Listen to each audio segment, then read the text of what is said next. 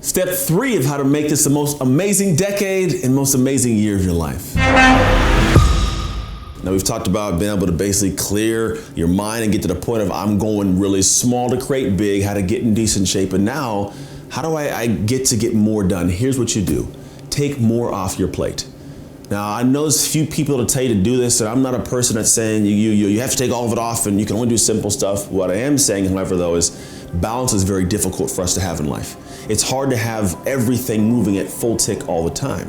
But what I do find is that if you have certain things that are on your plate that are stretching you too thin, they don't fit where you're at now, it slows everything down. It's like putting a trailer on the back of a truck. It slows it down.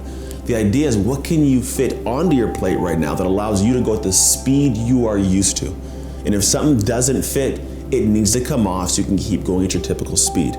So what I need you to do is, as you look at this next new year, start saying, hey, what are all these things that I can get done in time but don't need to be on the plate right now? What can I put back in the pot, and whenever I'm hungry again, I can pull back out and have as leftovers? Does that make sense? Like, it's not really just a matter of saying, I gotta get all this stuff done and start in the beginning of the year and do it all now.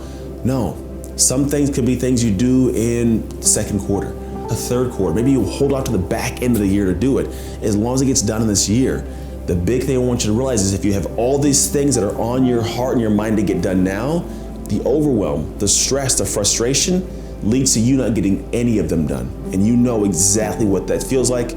You've probably done it before.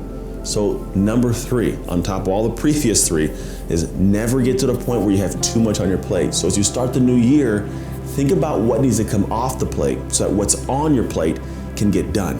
And in the next episode, next 4th step, I'm gonna break down exactly what you need to do to be able to get that to be a reality to where you take things off and you actually get more done. So tune in tomorrow where I break that down for you.